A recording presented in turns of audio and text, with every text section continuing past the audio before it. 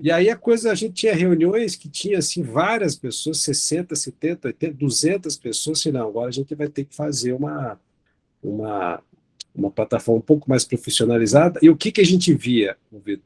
Muitas pessoas eram generalistas. Então a gente acabou criando um foco de uma plataforma, porque o Fellow está começando, o Fellow é um generalista no início, né? O residente é um Aham. generalista quando ele está no começo, né? Então, a nossa linguagem foi baseada nisso. Então, se você for ver as palestras, os temas, eles são temas que eles têm dois terços de básico a moderado e um terço avançado. Então, essa ideia sua que você falou entraria na parte avançada, né? Que Aham. tem uma Aham. plateia para isso, né? Mas essa foi a história nossa. E esse ano a gente vai tentar fazer o ano que vem, né? Um pouco diferente, porque a gente vai, mas o online vai existir justamente para a gente pegar pessoas que estão fora daqui de perto, né? Pessoas mais Emílio, distantes, e para convidar vocês aí para participar também. beleza, beleza. Emílio, vamos. Eu estou vendo aqui que tem umas pessoas que estão ligadas online e o Helman nesse tanto entrou, não sei se ele está aí. Helman, tu estás ouvindo? Ouvindo, claro. Ô, meu amigo, É, é, nós estamos hoje, né, viu? Vamos começar pontualmente, como tem sido, tá certo? Até para respeitar o palestrante e quem chega pontual. Então, esse é o último clube do glaucoma, né, desse ano, tá certo? E nós começamos com o Helman, por isso que eu chamei ele aí. Começamos o ano com a aula, a primeira aula foi do Helman, é, e depois foi uma sequência de pessoas ilustres como vocês dois, pessoas que têm um conhecimento enorme e que trouxe para nós aqui do Cariri o objetivo do Clube do Glaucoma é que compartilhar esse conhecimento de vocês aqui com uma aula. Você fique bem à vontade, Emílio. A aula é super informal. Nós estamos muito felizes em recebê-lo, né? E você vai fechar obrigado. o ano. Eu vou chamar aqui o Felipe para ali apresentar aos colegas e você fica à vontade para dar sua aula. Helmi, quer falar alguma coisa antes? Quero. Eu só queria assim dizer que Emílio é uma pessoa muito querida. Assim, eu conheço Emílio de congressos, ele não me conhecia e sempre eu tive muita admiração por ele ser uma pessoa muito sincera e ter uma aula muito boa. Então ele sabe se expressar. Vocês vão ver isso na aula dele. Então assim, eu tive muita admiração por Emílio, apesar dele ainda não me conhecer. E aí depois nós nos conhecemos e realmente se tornou um irmão, né? Que a gente troca Igualmente, é. é, mensagens, feito Vitor, eu não tenho um irmão, mas tenho um irmão de amor, de beijos, né? Então, assim, Emílio é um desses caras que é sincero, que é verdadeiro e que entende muito glaucoma e que entende muito os processos de cada região, de cada dificuldade. Então, vai ser uma boa aula para todos. Eu não vou me estender, vou deixar o Emílio aí começar. Um abraço, Emílio, um beijo do Muito Vitor, obrigado. de Beijo, todos beijão, aí. Raul. Bom, pessoal, antes de começar, eu queria desejar boa noite a todos, dizer que é uma honra a gente estar fazendo aí mais um encontro do Clube do Glaucoma. E como o Vitor bem falou, hoje é um dia especial, que é o último encontro desse ano. E a gente está fechando aí com chave de ouro, tendo a honra de receber o Dr. Emílio Suzuki, vice-presidente da Sociedade Brasileira de Glaucoma, coordenador de oftalmologia da PUC de Minas. A gente fica honrado, tá? Agradece demais a disponibilidade, tá aqui doando seu conhecimento, seu tempo com a gente. Eu queria agradecer também aos nossos parceiros, a Alcon, Latinal Pharma e a Rodenstock, que estão ajudando a gente na realização desse evento. E agradecer também a participação de toda a plateia, tanto as pessoas que estão assistindo online, quanto os colegas que estão tendo a gentileza de vir aqui presencialmente, tá? Dr. Emílio vai ministrar uma aula sobre glaucoma corticogênico, então a gente vai buscar deixar aí as perguntas, as ponderações para o final da apresentação. Dr. Emílio, muito obrigado mais uma vez e a palavra é toda sua. Bem, muito obrigado, Felipe, pelo convite. É sempre um prazer estar presente com vocês aí do Nordeste mesmo, de maneira virtual. É uma região que eu tenho muito carinho, tenho tios que moram no Recife, inclusive o Helma é médico da minha tia no Recife. É uma região muito importante, grandes líderes, grandes pessoas de grande conhecimento, não só do glaucoma, mas da oftalmologia brasileira, são da região do Nordeste. Eu fico muito à vontade de estar aí com vocês. Durante a pandemia, a gente teve muita coisa ruim que aconteceu, mas muita coisa boa também que aconteceu.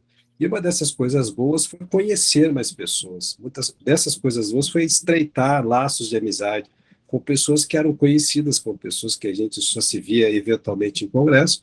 E eu queria deixar isso público, que uma das pessoas que eu estreitei uma amizade e conheci melhor, uma pessoa que eu também já admirava à distância, mas não tinha tanta intimidade, é com o Vitor Luna, que hoje ocupa um cargo de destaque, é o motor da SBG, basicamente. Então, eu fiquei muito feliz de ter essa aproximação com o Dr. Vitor Luna. Foi uma das grandes, assim, um dos grandes presentes que a pandemia me deu. Então, Vitor, queria deixar isso público, porque admiro muito você, você é uma pessoa muito, muito bacana. Outra coisa que eu queria falar também, aproveitar, sobre o nome de vocês, né? Clube do Glaucoma.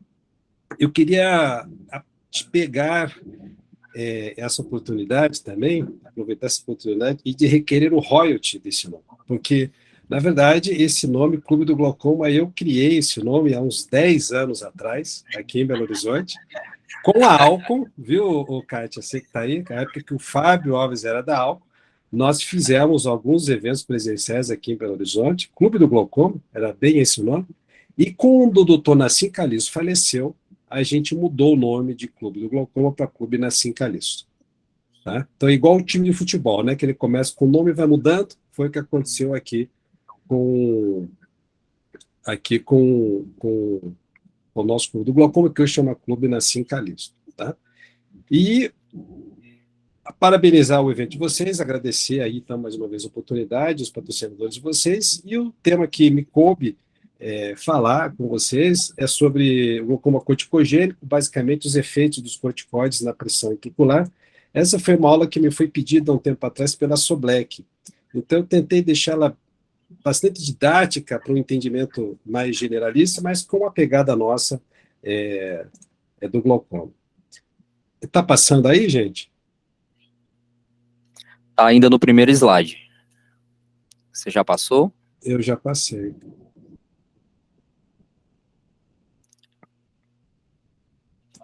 Eu já estou no terceiro aqui. Só se fechar e começar de compartilhar novo? a tela.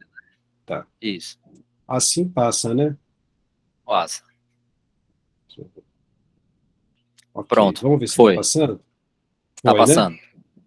Bem, pessoal, o tema glaucoma cortisônico, ele é uma coisa antiga, é um termo que nós já utilizamos aí há mais de 50 anos. É uma jovem senhora aí, né, o glaucoma cortisônico, que foi observado em 1950 em um paciente que usava esteroide sistêmico. Aí que começaram a ter essa informação de glaucoma, que existia uma associação entre glaucoma e o uso do corticoide do esteroide. Veja que começou com o sistêmico. Importante lembrar, importante ressaltar, é que todas as vias de uso de corticoide, eles podem aumentar a pressão intraocular.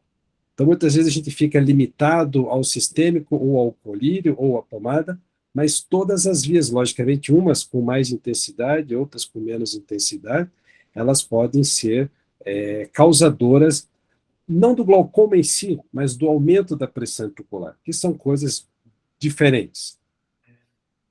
Veja que alguns autores, existem sempre estudos de revisão, sempre... Não passou de novo, né, gente? Passou agora, Pronto, né? passou. Tem um delayzinho aí, né? Então eu já vou voltar aqui. Então, existem várias teorias para explicar a causa do aumento da pressão intraocular. Esse daqui é um slide que tem um fluxograma que eu passei todos já. Deixa eu ver se aparece aí. Não apareceu não, né? Eu vou sair de novo aqui, Felipe. Peraí, foi, né? Foi. Agora foi. Foi, né? Então, a gente tem várias teorias, né? Então, uma delas é que há uma alteração no transporte nuclear dos receptores dos glicocorticoides. Essa é uma das teorias, é uma base celular do negócio. Isso altera a morfologia da malha trabecular, ela fica mais inchada, ela fica mais estufada. Esse estufamento, essa alteração da matriz da malha trabecular, ela modifica também a matriz extracelular, porque essas células que estão dentro do trabecular, elas acabam produzindo mais matriz extracelular, e isso promove um edema daquela região, chamado edema biológico, que leva ao colapsamento do canal de Schelem. Há também uma teoria chamada teoria mecânica, em que há uma obstrução do fluxo pelas partículas do próprio corticoide. O próprio medicamento em si, ele pode se alocar dentro ali da malha trabecular e fazer uma obstrução mecânica. Existe também uma influência genética, da genética da pessoa, que ela é incerta ainda, e isso ela entra mais na sensibilidade, na suscetibilidade. Por que alguns pacientes levam um monte de corticóide, pingam um monte de corticóide, não acontece nada, e alguns pacientes usam lá 3, 4 gotinhas durante 3 dias e a pressão vai lá para cima, né? Então, existe realmente uma sensibilidade, uma suscetibilidade genética, tá? E também existe a influência na fagocitose, porque o corticoide, vocês sabem que ele é imunodepressor também, né? Então, se você faz uma imunodepressão no local, você diminui a presença e a atividade dos fagócitos, das células que limpam o debris trabecular, e esse debris trabecular ele fica acumulado e também aumenta a resistência à drenagem do líquido, né, do humor aquoso. Então, é uma mistura de cada, é difícil você saber qual que é delas, mas provavelmente todas elas funcionam ao mesmo tempo. Tá? Eu estou passando aqui, vamos ver se vai rodar. Bem, eu tenho aqui, pessoal,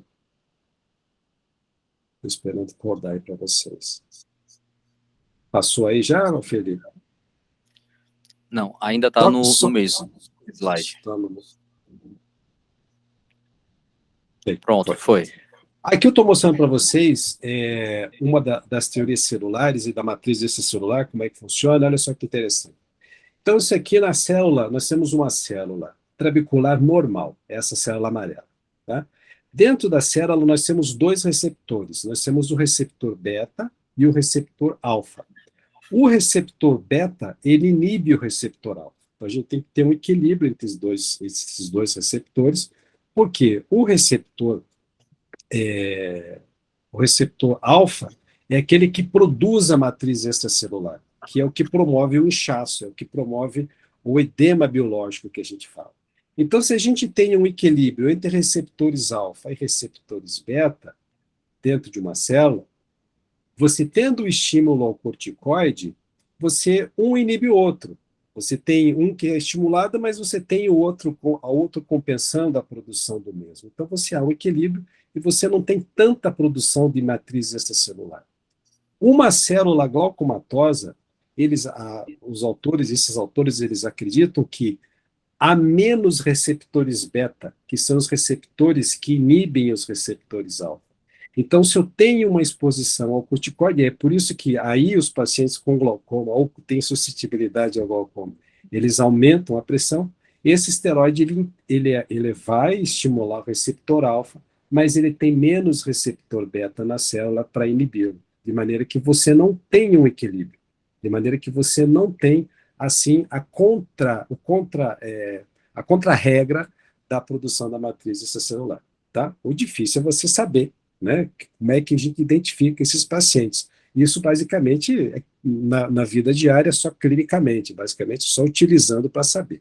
Mas essa é a teoria celular, ou seja, a gente tem menos receptores inibitórios, quando eu falo, os pacientes com glaucoma, eles têm menos receptores inibitórios da produção da matriz extracelular. Muito bem. Então, essa é para a gente contextualizar a parte mais biológica, a parte mais teórica, né? E a gente vai entrar um pouco agora mais na parte clínica mesmo. Veja que eu falei para vocês que todas as vias de administração, elas são possíveis de aumentar a pressão intraocular. O que está mais do nosso lado? é atópica, seja colírio, seja pomada, né? É o que está mais na nossa mão, o que mais a gente vê. Seja ela é periocular, através de injeções subtenonianas, por exemplo, né? E seja ela intraocular, principalmente o pessoal da retina, que utiliza muito corticoide para as inflamações, para os edemas crônicos, né? Mas as sistêmicas também podem ocasionar. A sistêmica, seja ela via oral, via intravenosa, seja ela tópica não ocular, como por exemplo uma pomada, um creme, né, uma loção de corticoide, e a inalatória nasal, que é com menos frequência, mas também pode. A gente pode, às vezes, ter pacientes que são sensíveis a esse tipo de corticoide inalatório e aumentar a pressão intraocular. Veja que essa resposta ao corticoide, ela já é estudada há muito tempo. E o Armani e o Becker, o Armani foi o sujeito que fez a regra de relação escavação-disco que a gente conhece hoje, né? O Armani foi ele que bolou o 0,7, 0,6. Então, ele fez um desenho, ele fez uma classificação que até hoje a gente utiliza ela de forma prática. Ou seja, o que é um paciente com alta sensibilidade, com uma alta resposta ao corticoide? É aquele paciente que pode aumentar mais de 15 milímetros a pressão intraocular. Felizmente, esse grupo de paciente é um grupo muito baixo, é um grupo de 4 a 6% da turma toda. Tá? Os pacientes com a resposta moderada ao corticoide pode variar a pressão de 6 a 15 milímetros de mercúrio, seria 1/3 dos pacientes, né? E 2/3 dos pacientes, que a maioria, tem uma resposta baixa ao corticoide, que também, felizmente, que é a maioria, né? Ou seja, que tem um aumento da pressão de até 6 milímetros de mercúrio. Vejo que nessa época estava tudo misturado, basicamente eram pacientes normais, mas provavelmente esses pacientes com alta sensibilidade já eram pacientes que deviam ter um glaucoma subdiagnosticado, que estavam aí dentro desse grupo. Mas então fica a ideia de que realmente a resposta ao corticoide, ela, na maioria das vezes, ela não é provocativa de aumento da pressão intraocular. Ou se é de uma resposta baixa. Tá? A gente não precisa ter tanto medo assim, desde que a gente tenha alguns cuidados que eu vou explicar aqui para vocês. Bem, quando a gente tem um paciente que vai ter que utilizar algum corticoide, principalmente quando chega para nós o uso do corticoide tópico, existem alguns fatores de risco para o aumento da pressão intraocular. Então, os altos míopes. Os míopes, pessoal, são pacientes que são mais sensíveis aos corticoides. Tá? A maioria dos pacientes que têm alta miopia, que tem uma conjuntivite, tem algum probleminha, vocês têm que tomar cuidado, porque eles podem ter uma sensibilidade. A gente sabe que o míope também é mais suscetível a ter glaucoma. O míope tem mais dispersão pigmentar. Então, a gente tem que ter uma atenção um pouquinho maior. O diabético também tem uma predisposição maior, aumento de pressão intraocular. Veja os nossos pacientes que a gente recebe da retina, né, que fazem laser, que usam muito colírio de pós-laser para dor e tudo mais, geralmente eles têm a pressão mais aumentada.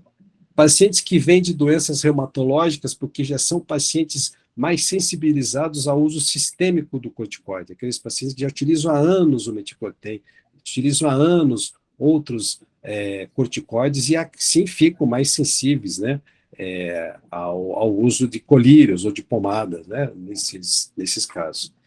Idosos e crianças abaixo de 6 anos, a gente tem que ter muito cuidado. O idoso, porque já tem o trabeculado mais suscetível a um aumento de pressão, já tem o trabeculado mais lesionado, mais calejado com a idade, né? E as crianças abaixo de 6 anos, algumas são muito respondedoras ao corticoide também. Aquelas células ainda não existe um equilíbrio entre aqueles receptores alfa e beta, às vezes ainda é criado nessas crianças abaixo de 6 anos. A história familiar de glaucoma, a gente também sabe muito bem disso. O próprio paciente com glaucoma, que é o mais óbvio, né? Então, aquele paciente com glaucoma, você tem que tomar muito cuidado. E aquele paciente, gente, que tem a córnea ou muito fina, que a gente sabe que ela hipoestima a pressão, ou aquela córnea demasiada. A córnea demasiada até é mais problemática, porque a córnea demasiada muitas vezes nos dá leituras de pressão intraocular extremamente baixas. pressões de 10, 11, isso às vezes o sujeito está com pressões extremamente elevadas em função do edema, ou seja, o que você está medindo de pressão intraocular com o tonômetro de Gold ali, na verdade, não é parênquima de córnea, não é estroma corneano, aquilo ali é água, né? Você está colocando a ponta do tonômetro na água e aí você vai ter uma pressão bem hipoestimada. Então, são esses fatores, são esses pacientes que a gente tem que ter um certo cuidado, uma certa atenção para a gente monitorar um pouco mais a miúde a pressão intraocular desses pacientes. Existem vários corticoides, né? Aqui eu trouxe para vocês alguns corticoides que a gente utiliza ou já utilizou na nossa vida prática aqui na oftalmologia, principalmente aqui a dexametasona, que a gente sabe que a dexametasona, pelas referências e pelos estudos de revisão bibliográfica, é o corticoide que tem um maior potencial de aumento da pressão intraocular. A prednisona, ela vem logo atrás. Eu brinco que os dois estão ali na zona da Libertadores, direto, fase de grupo direto, são esses dois, né, que eles costumam aumentar com mais frequência a pressão intraocular. E depois vem a flumetolona, o letipranolol e os outros que a gente às vezes utiliza com menos frequência, que às vezes alguns nem tem no Brasil, mas que também tem uma característica de aumentar a pressão intraocular, mas com efeitos menores e de maneira mais tardia. Às vezes aparecem de 5 a 6 semanas, como está mostrando ali a flumetolona, por exemplo. Tá? Então, dexametasona e prednisona a gente tem que ficar mais atento. E a flumetolona, ela não é tão inocente assim. Se você suspeitar de que está tendo um aumento de pressão intraocular, a flumetolona você tem que tentar fazer a substituição ou uma redução drástica para que você possa ter essa observação. Esse artigo que eu coloquei aí, o Felipe, depois eu até posso passar para você, eu não sei passar por aqui, mas foi o último artigo publicado sobre esse assunto. É um estudo, uma revisão sistemática, é uma revisão, na verdade, da literatura, que fala sobre a epidemiologia, patologia e o manejo clínico, que foi publicado no Survey of Ophthalmology, um artigo muito recente, muito bom, que vale a leitura, e vocês que dão muitas aulas, vale como uma base de informação para esse tipo de apresentação. Muito bem. Outra coisa que também é muito comum, gente, que a gente pega muito, ainda mais assim vocês que são de clínica grande, aí, de Juazeiro, é quando você tem uma equipe de retina muito ativa. Quando você tem uma equipe de retina que trabalha bastante, que tem bastante paciente, que faz muito procedimento, eles usam muita dexametasona, triacinolona para tratar os problemas retinianos. E isso, em alguns pacientes, pode aumentar a pressão intraocular, e aqueles pacientes com glaucoma, praticamente, invariavelmente, vão aumentar a pressão intraocular. Isso não quer dizer que vai aumentar para você ter que operar esse paciente. Não quer dizer que vai aumentar para ele entrar em glaucoma agudo, né? Mas ele pode ter aumento, então a gente tem que ter esse monitoramento. Tá? A dexametasona, no caso aqui, o uso dex, ele pode ter um aumento acima de 10 milímetros de mercúrio, veja, de 10 milímetros de mercúrio acima, ou seja, ele já é praticamente um autorrespondedor, né, segundo a classificação ali, né, que é acima de 15 do Armin, e até 15%, e que as doses repetidas aumentam essa casuística. Então, o sujeito que faz um uso dex, e vai ter que repetir depois, você tem que ficar muito atento. A triacinolona, a gente já sabe que ela é assim, é cara ou coroa. Metade dos casos vai aumentar a pressão intraocular mesmo desses pacientes. Então, não é que você não vai fazer, não é que você vai fazer, mas você tem que estar preparado para dar o suporte. Então, a turma da retina tem que estar já com o Felipe, já com o Vitor aí do lado para dar aquele suporte. Eu brinco, pessoal, é o seguinte, se o especialista com glaucoma não quer passar fome, junta com o cara da retina, porque sempre vai ter paciente com as encrencas mesmo comigo aqui, não sei vocês aí no Cariri, aí em Juazeiro.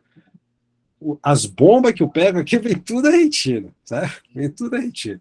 Então, porque eles utilizam muito corticoides, fazem muita coisa. Então, a gente tem que estar muito atento para dar um apoio, para dar um suporte a esse tipo de paciente. E outra coisa, pessoal, quanto mais baixa a pressão, isso é óbvio, mas é bom, ou às vezes o óbvio para nós não é óbvio para as outras pessoas, quanto mais baixa a pressão basal desse paciente, menor é o risco dessa pressão subir. Tá? Então, aquele paciente que está com probleminha, edema macular diabético, e a pressão dele sempre foi 8,9, a chance de ele ter algum problema mais sério é muito menor, né, do que aquele paciente que já tem glaucoma. Veja só uma coisa aqui, ó, que eu vou mostrar agora no próximo quadro, que se refere ainda às injeções, basicamente elas são intravítreas e alguns implantes também, agora que existe, né, de dexametasona, é que esse aumento da pressão ele varia conforme os estudos que avaliam, né, mas sempre aumentos assim robustos, veja, mais que 21, menor que 30, menor que 40, veja, menor que 40 é muita coisa. Mas o importante é o seguinte, que o início da hipertensão desses pacientes que são submetidos ou a injeções ou a implantes, ele não é imediato.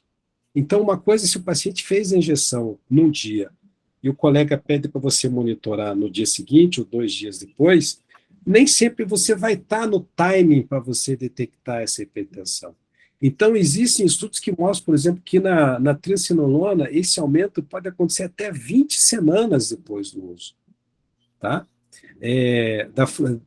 Aqui da dexametasona do implante, até 12 semanas. Então, varia de 1 a 12 semanas. Então, você tem que dar pelo menos 1 semana, aí você vai realmente ter que ter uma sensibilidade para você observar como é que você vai querer fazer, mas 1 dia, 2 dias, ele é muito pouco para você falar, não, beleza, volta só daqui 6 meses para eu te ver. Não dá, você tem que ter esse controle. E o nosso colega também da retina tem que ter também dentro do protocolo de atendimento, né, o monitoramento da pressão intraocular. Outra coisa que é importante, a duração do aumento da pressão intraocular, ela pode durar, às vezes, até 12 meses. Ou seja, aquele paciente que é extremamente sensível mesmo. Às vezes ele dura 12 meses, aquela luta para você baixar a pressão intraocular. Então, a gente tem que estar atento e a gente tem que estar preparado para dar um suporte, às vezes até cirúrgico, a esses pacientes que sofrem, que tem que ter o implante intravítreo ou a injeção intravítreo, tá certo? E às vezes repetitivos, né? Às vezes esses implantes são repetidos e as injeções são repetidas. Outra característica importante que a gente tem que estar atento são os jovens. Veja que o corticoide, pessoal, ele representa até 1/4 dos glaucomas infantis. Tá? Então, do glaucoma infantil, 25% tem causa vinda do corticoide, ou começada pelo corticoide, ou complicada pelo corticoide. E existe uma característica de alguns bebezinhos que tem o chamado glaucoma pseudocongênito.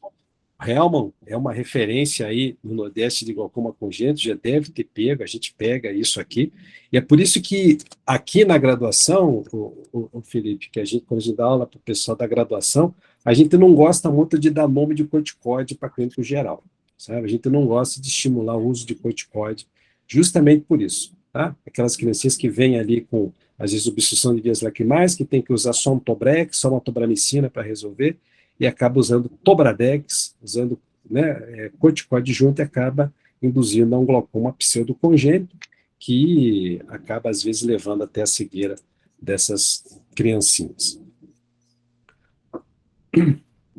Outro aspecto clínico do uso do corticoide que não é visto, daquele paciente que, às vezes, utiliza por conta própria o corticoide e acaba não nos comunicando, ou teve um pós-operatório muito complicado e utilizou corticoide por muito tempo e nos chega depois que passou a tormenta, a gente brinca que é o fantasma do passado. O que é o fantasma do passado? É o chamado burnout glaucoma. Então, é bem nessa sequência que acontece. É aquele paciente que usou o corticoide, a pressão aumentou, ninguém viu, a papila escavou, ele parou de usar o corticoide, a pressão baixou, e aí chega para nós como suspeito de glaucoma de pressão normal. É bem assim a história natural. E, na verdade, não é um glaucoma de pressão normal. Se você olhar para trás, ele foi um glaucoma induzido pelo corticoide, né? Então, se você consegue fazer essa trajetória ao contrário, se você consegue, numa boa anamnese, você sentar e tentar puxar, buscar receita, pegar prontuário, você consegue chegar nessa história aí. E se você tem esses dados, fica mais fácil o teu acompanhamento. Fica mais fácil você sentar com o paciente e falar, olha, eu acho, você não é obrigado a acertar tudo, eu acho que você teve um glaucoma, por isso, por isso, por isso, por isso, por isso, e vamos acompanhá-lo, vamos ver como é que a coisa vai daqui para frente, tá? Principalmente se nós temos pós-operatórios tardios de casos mais complicados, seja uma catarata que complicou, seja um transplante que complicou, ou um transplante que exigiu muito corticoide, né, para manter a córnea túrgida, seja uma vitrectomia, seja até uma cirurgia refrativa, que demanda muito corticoide. Isso a gente tem que estar atento para saber se isso não é um burnout de glaucoma, porque se for burnout de glaucoma, às vezes você não precisa mais tratar esse paciente, você não precisa rotular ele como um glaucoma de pressão normal, né? Essa é uma pergunta que eu acredito que todo mundo aí da plateia, acho que até para a Kátia já fizeram isso daí, né? Posso usar corticoide? É uma pergunta que às vezes chega de queima-roupa para a gente, né? E quanto tempo que eu posso usar o corticoide? Olha, gente, isso é uma pergunta que às vezes é impossível de você responder a queima-roupa, sem conhecer a história do paciente, né? Você tem que explicar, você tem que ter aí uma estratégia para você também não ficar com cara de tacho, né? Que a gente fala aqui, sem dar resposta para o paciente. Mas isso é muito variável e até mesmo imprevisível. Tá? Então, isso é muito variável, muito imprevisível. Depende do tipo do corticoide, depende da posologia, depende do tempo e depende da sensibilidade, que muitas vezes você não sabe. Então, se o sujeito vai utilizar uma dexametasona 4 vezes ao dia, o cara está com veíte, uma córnea que está descompensando, vai ter que usar por 3 semanas, a chance de aumentar a pressão é maior. Né?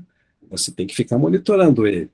E depende da sensibilidade. Se for uma pessoa altamente sensível, às vezes rapidamente, até com menos isso aumenta. O corticoide tópico, pessoal, no caso do colírio, também nem sempre ele aumenta já no dia seguinte. Nem sempre ele aumenta no dia seguinte, tá certo? Então, assim, a maioria dos estudos mostra assim, que geralmente há um aumento da pressão articular aí por volta de 2, 3 até 6 semanas. Tá? Mas dependendo, quando a gente fala de paciente com glaucoma, a gente nunca deixa chegar nesse ponto de 3 a 6. Isso estou falando, por exemplo, paciente normal, né, que ele tem que usar, você pode pedir para ele voltar daqui 2, 3 semanas, ou às vezes até um pouquinho mais, 4, 5, você ganhar uma consulta a mais, né, se for o caso, mas o paciente com glaucoma você acaba vendo um pouco mais cedo, tá? E lembrando que as injeções, o efeito pode ser tardio, meses até, eu mostrei para vocês, às vezes até 12 meses pode aparecer, né, 12 meses depois o sujeito aparece com a pressão alta, pode ser da injeção? Pode, tá? Infelizmente pode ser porque ela pode ter o efeito tardio. Então, é isso que a gente vai ter que tentar trabalhar para explicar se ele pode, se ele não pode e o quanto tempo. Mas a gente tem que ser um pouco mais prático, né? Então, essa é a teoria e a gente tem que colocar, por exemplo, a gente tem que ter alguns elementos para tentar ser um pouco mais pragmático, no sentido de realmente auxiliar, dar essa resposta ao paciente. Então, eu coloquei aqui o próximo slide, que está demorando para vir aparecer. Aqui. A gente tem que orientar o paciente e o médico. O médico, quando eu falo para vocês, dentista também, a gente recebe muita cartinha de dentista, olha, vai ter que usar corticoide, ele pode, ele tem glaucoma, ele pode ou não utilizar. Muitas vezes as pessoas confundem o corticoide com outros medicamentos, em função de ser ângulo aberto, ângulo fechado, né? Mas no corticoide, eles sempre nos perguntam isso. Então, o que a gente tem que ter cautela com os pacientes com glaucoma, né? E medir a PIL. A única maneira que você vai ter de dar essa informação é medindo a pressão articular. Ele não precisa ir no seu consultório para medir, ele pode ir no serviço de emergência, pode orientar o paciente, olha, se use. Muitas vezes, pessoal, o corticoide é questão de vida ou morte para o paciente. Às vezes, o corticoide, ele precisa utilizar, né? Então, a gente tem que ter essa sensibilidade aí, tá? E aqui eu queria mostrar um exemplo, por exemplo, um paciente que tem 16 milímetros de pressão com corticoide. Tá? Mas se o basal desse paciente, se você sabe, é um paciente seu antigo, que o basal dele sempre foi 9, ele é um paciente que tem uma resposta moderada ao corticoide. Embora o 16 não traga muitos problemas, o 16 não seja uma pressão que nos dê medo, que nos coloque em situação de risco maior, mas veja, o basal era 9, subiu 7 milímetros com o corticoide. Então, isso é importante se vocês tiverem essas informações. Às vezes, aproveitar a situação que o paciente está em utilizando, a situação que o paciente está no momento utilizando o corticoide, de anotar a pressão e fazer uma referência. Olha, hoje o seu José está usando corticoide para problema pulmonar, a pressão deu 15, sempre foi 8. É uma informação importante, porque se ele perguntar mais para frente, você vai saber, ó, José, você tem que ter um pouco de cuidado, que você aumenta mesmo a pressão intraocular. Isso são informações que você pode ter ao longo do tempo e aproveitar dessas situações. Quer ver um outro exemplo? O paciente com pé de catarata. O paciente com pé de catarata, todo mundo passa corticoide antibiótico. Então, é uma você no início ali, Vigadex, vai estar usando ali de 4 em 4, 5 em 5 horas, por uma semana, 7 dias, você vai saber se essa pressão aumenta ou não. É uma ótima oportunidade para você ter esse registro em seu prontuário. Um outro detalhe importante, que eu estou mudando aqui o slide, que isso são coisas assim que eu sempre costumo fazer, essa primeira frase que vai aparecer aqui, para mim já apareceu, mas ainda não, é o seguinte, a gente tem que dar algumas orientações, até mesmo para efeito de defesa médica, né, medicina defensiva. Sempre colocar o prazo na receita médica do corticoide. Então, vou passar lá um corticoide por Vitoluna, por exemplo. Para o paciente Vitoluna, você vai usar o corticoide aí, o Maxidex, 3 vezes ao dia, por 5 dias e parar. Tem que escrever assim. Tem que escrever assim. E se tiver alguém do lado, você até fala, acabou, joga no lixo. Não, nem fica em casa. Porque o corticoide é um colírio barato e gostoso de utilizar. Ele não arde, deixa o olho branquinho, ele é confortável, não é verdade? Ele é altamente eficiente para inflamações. Então, você tem que colocar, porque senão isso acaba, o paciente não sabe, ele acaba achando que isso é um colírio adstringente, é um colírio lubrificante, e acaba utilizando por muito tempo. Nós já pegamos, vocês já devem também, no final do ano passado, na graduação, pegamos uma receita de um clínico geral que colocou lá os dexametasona contínuo. O paciente com glaucoma corticogênico, já praticamente cego, ou praticamente uma iatrogenia de prescrição. Pacientes de alto risco, se for o caso, considerar os corticóides mais fracos, mudar para anti-inflamatório não hormonal naqueles muito vulneráveis, tá? Os pacientes não gostam muito, porque é um colírio mais caro, é um colírio que arde, um colírio que dói um pouco mais, mas e não é tão efetivo, né, em algumas inflamações como o corticoide, mas a gente tem que ter esse plano B para usar em alguns pacientes. E aqui, aqueles que usam o corticoide de maneira um pouco mais crônica, medir a pressão 1 a 2 semanas, pelo menos 1 semana após o uso, ou em até 6 meses, quando for, aí no caso das injeções e dos implantes, né, de corticoide. E suspender corticoide ou tratar a hipertensão ocular. O que quer dizer isso? Se esse paciente está tendo um aumento de pressão intraocular e o problema base dele já se encerrou ou já está no finalzinho, pare o corticoide, nem que ele faça um efeito rebote, porque você sabe que o efeito rebote é do corticoide, não é algo desconhecido para nós, tá? Ou então, se ele precisa mesmo utilizar, não dá para você parar o corticoide de forma alguma, você tem que tentar fazer o tratamento da hipertensão, da hipertensão ocular, seja com colírio, seja com Diamox, né? Basicamente, a gente faz com tratamentos clínicos temporários a esses pacientes. Então, você tem que ter esse jogo de cintura dependendo do caso que você vai pegar. Eu queria mostrar aqui para vocês o Felipe sumiu aqui do meu celular. Está passando o que aí para vocês? Está no slide do caso clínico, paciente sexo masculino, 24 anos. Tá. Tem uma imagem. Beleza, então é essa mesmo. Não. Então é o seguinte, eu quero exemplificar um caso para vocês, que é um caso que vocês têm que ter cuidado. me foi encaminhado esse paciente aí, há uns 2 anos atrás, um rapaz, um caminhoneiro de 24 anos, com pressão de 50, tá? Chegou para fazer a consulta comigo, pressão de 50, devido à história de um trauma, um trauma contuso, pela descrição de quem me encaminhou, existia um pequeno efema, e por isso foi passado dexametasona tópica, e parece-me que ele teve também um comótio retina e utilizaram também uma prednisona sistêmica, e ele utilizava vários colírios para glaucoma, para não falar todos, menos a pilocarpina, e o Diamox. E dessa forma, por ele estar numa terapia máxima de colírios e Diamox, e com uma pressão de 50, esse paciente foi encaminhado para mim, para uma cirurgia, né, que foi discutido, inclusive veio na descrição se era para eu fazer um GAT, ou se era para fazer uma treca, ou se era para fazer um tubo. Foi assim que esse paciente chegou para mim. Bem, na vigência do uso da dexametasona tópica e da prednisona sistêmica e de uma papila não tão ruim, veja, não é uma papila escavação total, o que a gente fez? Passou ali já, Felipe? Apareceu? Ali embaixo? Suspensão Sim, dos corticóides apareceu. por 2 dias, beleza. Paramos com tudo. Mantivemos os medicamentos para glaucoma e paramos com todos os corticóides. Explicamos, olha, pode ser que você fique com o olho vermelho, pode ser que doa um pouquinho, mas você vai parar a dexametasona tópica e a prednisona sistêmica por 2 dias.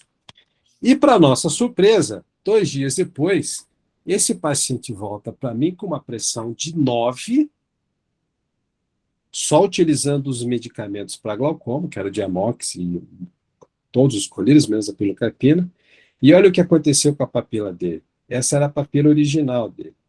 Isso é um caso raro de acontecer, mas é possível, de uma reversão da escavação.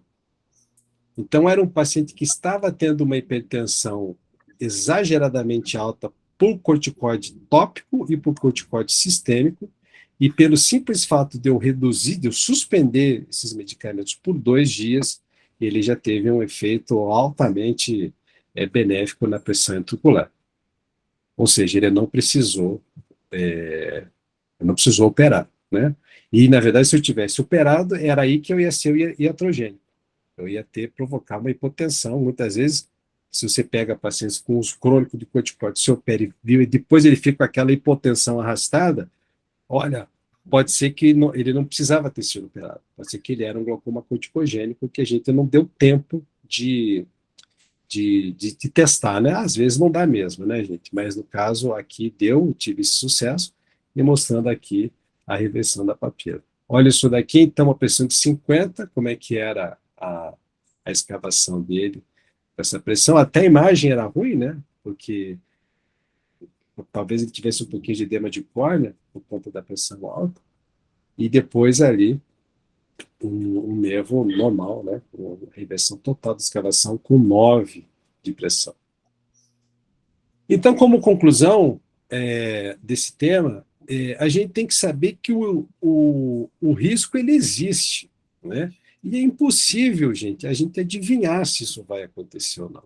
Então, quanto mais informação a gente tiver, mais a gente acerta. Quanto mais informação a gente tiver, menos a gente erra e mais a gente vai ser assertivo nisso. Então, a gente tem que conhecer o nosso paciente, a gente tem que conhecer os fatores de risco, a gente tem que estar medindo a pressão, né, de pelo menos 1 semana depois do uso, no caso tópico ou sistêmico, e saber que tem que ter um planejamento de acompanhamento naqueles que fazem injeções ou implantes, né, de corticoide, informar o paciente e o médico, tá certo? O paciente ele tem que saber, a gente sempre tem que explicar, eu sempre explico assim, olha, você tem sensibilidade a corticoide, toda vez que você for usar algum remédio, você pergunta se é corticoide e se tem alguma possibilidade de substituir por um remédio que não seja corticoide. Se tiver, ótimo. Se não tiver, você usa, mas tem que vir medir a pressão aqui no pronto-socorro, por exemplo. Ou vem aqui no meu consultório, vai no meu colega, mas alguém tem que medir a sua pressão. E isso o paciente fica monitorando. O paciente ele acaba virando guardião da própria pressão, sabe?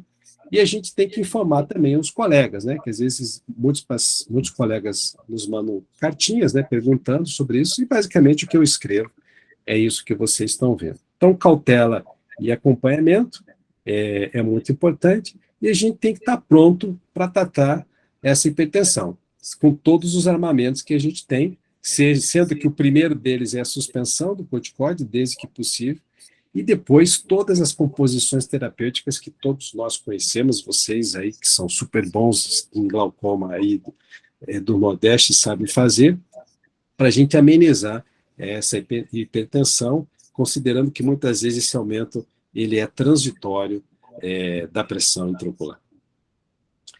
Esse é um quadro que eu gosto de mostrar para vocês, que a gente tem o diabinho e tem o anjinho, né? Que a gente vê essas brincadeiras, né? Um que fala, vai lá, faz a coisa errada, e outro fala para você não fazer. Então, a gente tem um quadro aqui de um olho extremamente inflamado, e que se eu considerar, às vezes, a pressão intraocular num olho extremamente inflamado, às vezes a pressão é baixa, a pressão é boa, às vezes ele está com uma erudiciclite, às vezes ele está com uma alveite que não está aumentando a hipertensão, mas o olho extremamente inflamado, né? E aí você enche ele de corticoide, e aí o que acontece? O olho fica extremamente claro e a pressão é extremamente alta, né? Então, esse dualismo entre a melhora do quadro inflamatório e o aumento da pressão intraocular é que tem que ser sempre monitorado, a gente tem que ter muito jogo de cintura para tratar e fazer um equilíbrio entre ambas essas partes. Isso é muito comum nos casos de uveíte, nos casos inflamatórios, e não muito além, você não precisa ir muito para as uveites, mas as próprias conjuntivites, a gente tem que ter esse cuidado quando se utiliza corticoide em olhos com conjuntivite, seja de qualquer natureza. Eu queria aproveitar aqui, que eu já acabei aqui meu tema, pessoal, só para lembrar que nós temos aqui o nosso fellowship em glaucoma em Belo Horizonte. Se tiver algum interessado, a gente tem aqui essas informações. A prova vai ser dia 12 de dezembro, tá? É um serviço credenciado ao MEC e serviço credenciado ao CBO, e a gente está de portas abertas para quem tiver aí interesse.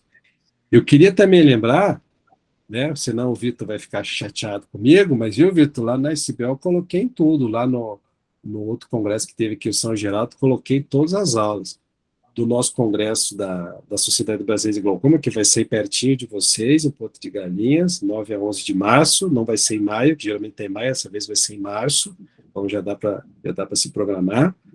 E aqui em Belo Horizonte, em julho, a gente vai ter o congresso da SBO, de 13 a 15 de julho aqui em Belo Horizonte, então vocês podem vir aqui também passar um pouquinho de frio aqui com a gente, tomar uma cachaçinha, comer um pão de queijo e um torresminho.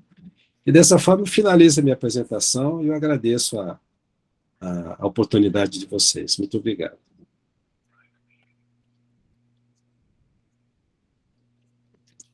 Parabéns, Emílio. Aula excelente, muito didática, muito bem elucidada, completa. E esse é um tema muito importante de ser debatido e, às vezes, é um tema que é deixado de lado, tá? E é um tema que é importante da gente conversar, principalmente com os colegas não oftalmologistas, porque tem muito especialista que não tem o conhecimento que a utilização de corticoides sistêmicos tem influência também na pressão intraocular. A gente vê muita criança fazendo uso de corticoide inalatório, dermatologista passando creme de corticoide, shampoo de corticoide, e acha que não tem influência nenhuma na pressão do olho. Eu acho que é interessante a gente fazer esse debate, principalmente com os colegas de outras especialidades, até para a gente poder fazer um acompanhamento desses pacientes que estão utilizando os corticoides através de outras vias. E alguns pontos realmente que foram até falados na aula, eu acho muito interessante a gente frisar bem. Eu gosto muito de, sempre quando vou prescrever o corticoide, sempre colocar a quantidade de dias e escrever depois, parar. O paciente ter a consciência que é para usar ali 5 dias e depois parar realmente, ter escrito ali que é para parar. E eu costumo fazer um pouco de terror assim no consultório, sabe? Sempre explicar para o paciente que ele não pode ficar usando por conta própria, que isso pode ter relação com outras patologias, catarata precoce, elevação da pressão intraocular. E um ponto que eu achei muito interessante também é a questão de escrever realmente ali no momento da anamnese o histórico de corticoide, né? Tem paciente que acaba evoluindo aí com um dano glaucomatoso, porque teve picos recorrentes de pressão intraocular por uso recorrente de corticoide que não foi diagnosticado anteriormente, né? Bom, a gente sabe das peculiaridades cirúrgicas nesse tipo de paciente. Alguns pacientes realmente a gente acaba tendo que indicar uma TREC, tá? E o que eu queria saber são 2 pontos, né? Primeiro, nesses pacientes que você costuma fazer uma TREC, em relação à mitomicina, você costuma fazer, você dilui um pouco mais, ou não usa a mitomicina? E outro ponto a gente sabe que no pós-operatório de uma TREC, a gente utiliza ali o corticóide, às vezes a gente pesa até um pouquinho mais a mão nas primeiras horas, né, uso de hora em hora, de 2 em 2 horas. Nesse perfil de paciente, a fístula vai ser o suficiente, a gente pode manter a mesma utilização do corticóide, ou você maneira um pouquinho mais na utilização desse corticóide pós-operatório? Boa pergunta. Belíssimo comentário, Felipe. Antes de te responder, lembrar que assim na pandemia, eu peguei, vocês também, naturalmente, pegaram muitos pacientes que utilizaram corticoide sistêmico, né, para tratar de COVID, de distúrbio pulmonar, né? E alguns pacientes foram internados, usaram corticoide endovenoso, bastante corticoide, e foi alguns pacientes, eu tive aqui pelo menos uma meia dúzia de pacientes, que realmente foi assim uma tragédia, porque além de eles estarem sendo bombardeados de corticoide para poder sobreviver, o colírio de glaucoma nunca foi considerado remédio, né? Então, aquele paciente que interna, e ele interna, né? Ninguém vai saber que ele usa colírio, que ele usa o Travata, que ele usa o Xalata, ele não sabe, né? E aí o sujeito interna, fica 15 dias lá sendo bombardeado de corticoide e não usa o colírio. Então, eu já peguei paciente que desandou, que realmente progrediu, 2 chegaram a ficar cego nessa situação, e alguns outros pacientes, o glaucoma, ele esculhambou. Aquele glaucoma que estava controladinho, que estava legal, mas que estavam utilizando, vieram de uso de corticoide pela COVID e que bagunçou. Então, essa é uma observação que ela é mais pertinente em função dessa característica do COVID. Com relação à cirurgia, olha, quando realmente não tem o que fazer, como, por exemplo, tem situações que realmente você já tirou o corticoide ou tem que usar o corticoide, mas o corticoide está lá impregnado, eu acho que se você tiver oportunidade, tiver habilidade, e o paciente entender, Felipe, talvez uma das melhores indicações de GAT é o glaucoma corticogênico, sabe? Justamente em função de você destruir ali a malha trabecular, que eu mostrei para vocês ali nos primeiros slides, que há um inchaço pelo aumento da matriz extracelular. Então, se você tem habilidade, o paciente entende, e que ele entende que talvez tenha que ter uma reoperação, né, é um racionale que faz sentido, de a gente incorporar o GAT nessa situação, que ele se você for ver na literatura, realmente é uma das melhores indicações, né? Agora, quando você faz a trabeculectomia, então, a sua pergunta, né, da trabeculectomia, eu não mudo a concentração de mitomicina, sabe? Eu faço igual, eu faço da mesma forma, mas eu dou o ponto um pouco mais apertadinho, sabe? Eu costumo dar a sutura um pouco mais apertadinha. Eu gosto muito de utilizar o Hologen nas minhas cirurgias. Nesses casos, eu não utilizo o Hologen, porque o Hologen ele pode, em alguns casos, proporcionar uma hipotensão mais severa, então um paciente de risco maior. E eu inicialmente tento utilizar da mesma forma habitual o corticoide, inicialmente, para sentir ali como é que vai ser a desenvoltura do paciente. Mesmo porque alguns pacientes, quando eu vou submeter eles à cirurgia, eu faço esse teste de tirar o corticoide, sabe? Então, ele vem já uns dias sem utilizar o corticoide.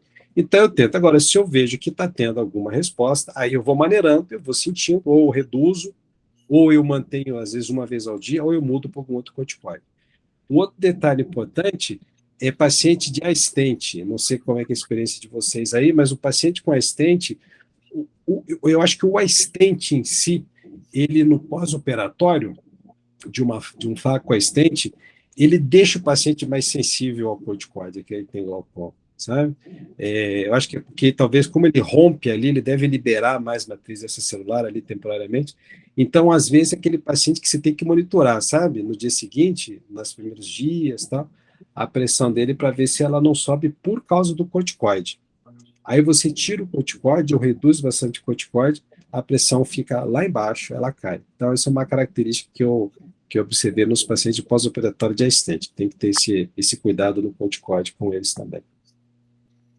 Bom, Emílio, parabéns, uma aula muito boa. Revisamos aí o assunto completo. Além de mais, você trazendo os casos clínicos aí para ficar mais elucidativo toda a informação, né? Eu fiz uns comentários aqui, mas eu vou fazer uma pergunta, assim, você contraindica ao pessoal da retina o Ozurdex quando você tem um paciente com glaucoma já moderado ou avançado, que está ali naquela dúvida se está controlado, se não está? Não, eu não contraindico. A princípio, eu não contraindico. Eu só pergunto se tem alguma outra opção. Geralmente eles falam que não, né? Mas eu não contraindico. Mas aí, o Vitor, eu fico vendo ele de ladinho. Então, é um paciente que tem que entender que há um benefício do uso do Zurdex para ele, há um benefício de melhorar a retina, de melhorar a qualidade visual dele, mas que para esse risco existe um preço, né? E esse preço pode ser aumento da pressão intraocular, e esse preço, às vezes, pode ser uma cirurgia de glaucoma. Tá? Então, isso tem que estar muito bem definido antes. E o paciente que eu vou monitorando de perto, vejo, às vezes, no início, vejo na semana seguinte, e vou espaçando, se veja, eu tenho que monitorar esse paciente, geralmente, assim, até por um ano, para ver como é que fica essa pressão. O curioso é que alguns pacientes, a pressão, e acontece isso mesmo, a pressão ela aumenta só assim com 8 meses depois, sabe? 8, 10 meses depois. Ele já esqueceu que era do Zurdex, sabe? Ele não consegue imaginar, ele acha que é do glaucoma mesmo e tal, e acaba aceitando isso como se fosse uma naturalidade da doença. Mas eu não contraindico, e eu fico monitorando de perto. A não ser, eu nunca tive essa experiência, que um olho fez e a pressão foi extremamente alta e o paciente ficou cego em alguns dias. Aí sim, né? Você vai ter experiência do olho contralateral. Mas eu nunca tive esse tipo de caso ainda.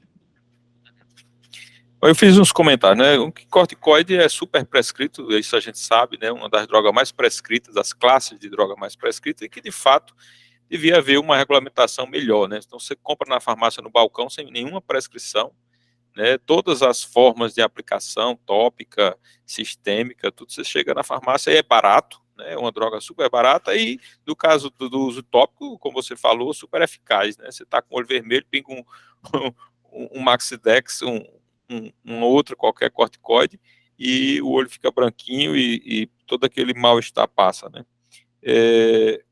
O burnout já foi comentado bastante.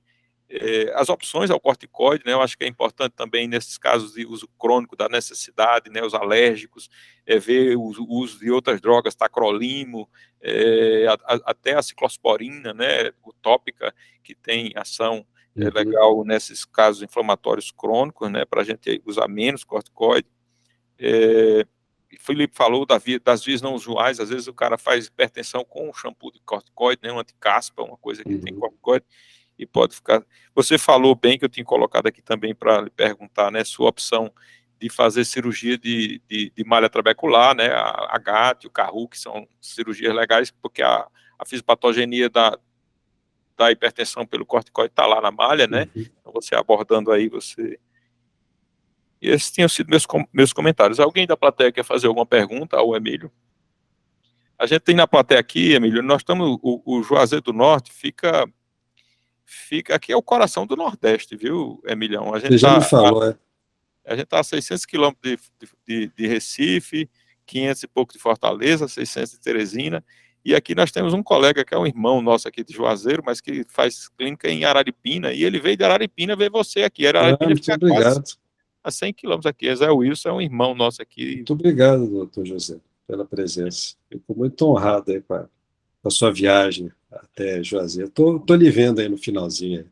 E tem gente muito boa na plateia online aí. Tem Marúcia, lá de Fortaleza, é uma prima que eu quero muito bem, amo demais Marúcia. A Dani Cândido, Alguém quer falar? O Helminha já falou. Tem o Rinaldo. Só agradecer, viu? Gostei muito. Tô sem vídeo porque eu tô aqui com Covid de molho. Eita, cuidado com o corticóide, tá aí, Marosa? Excelente aula, só discordo que o Juazeiro é o coração do Nordeste, é o cratinho de Eita, açúcar. eu não falei. Dani é daqui, viu, Emílio? Dani é comedora Ué, de piqui. tá certo. Mais perguntas? Pois, Emílio, a gente quer agradecer.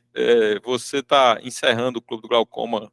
A gente fica muito feliz, agradecer a todos que durante esse ano todo compareceram, né? O legal dessa reunião que podia ser online, todo mundo online, mas o legal é que a gente se junta aqui, daqui a pouco ali tem a Kátia com a Latinofarma também, que está com um coffee break aqui para todo mundo, né? Maravilha. E é um momento da gente conversar, aqui o Cariri, Emílio, tem clínicas e especialistas em todas as áreas da oftalmologia, são clínicas fantásticas, são médicos comprometidos, e não existe, assim, desentendimento entre nós, é um grupo super coeso, tá entendendo? Que compartilha todas as coisas, e entre elas é o objetivo desse clube, né, da gente compartilhar esse conhecimento, trazer pessoas como você e como os demais que vieram dar aulas tão legais. Muito obrigado, Felipe Quedapa. Opa, não, só agradecer mais uma vez a disponibilidade, ter se prontificado em estar aqui com a gente, e como o Vitor falou, hoje é a última reunião do ano, então a gente está fechando aí com chave de ouro, e se Deus quiser, em 2023, a gente, com novos projetos, e a gente conta também com a presença de vocês, tá? Muito obrigado, e foi uma honra estar com você. Não, muito obrigado a vocês, a honra foi minha participar aí da reunião do Clube do Glaucoma. Fico muito feliz, né, provavelmente essa vai ser minha última aula online também do ano. A gente já está aí começando a se preparar aí para a Copa do Mundo. Agora a gente quer saber sobre a Copa do Mundo, as festividades de fim de ano, né? Mas mais uma vez agradecer ao Vitor, principalmente, que eu tenho mais contato, a presença de todos vocês. Espero que esse clube ele seja pujante, que ele tenha bastante desenvoltura, que ele sobreviva, que ele seja cada vez mais forte, divulgue mais o glaucoma, ele compartilha ideias, ele abre espaço para debate, como vocês assim estão fazendo.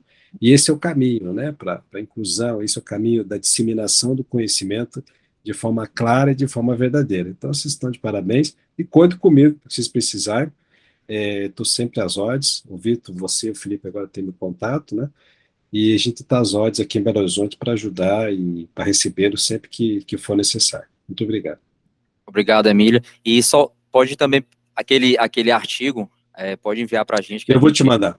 Vai fazer um estudo aqui, a gente troca figurinha aí. E depois a gente conversa sobre o royalties do nome, viu?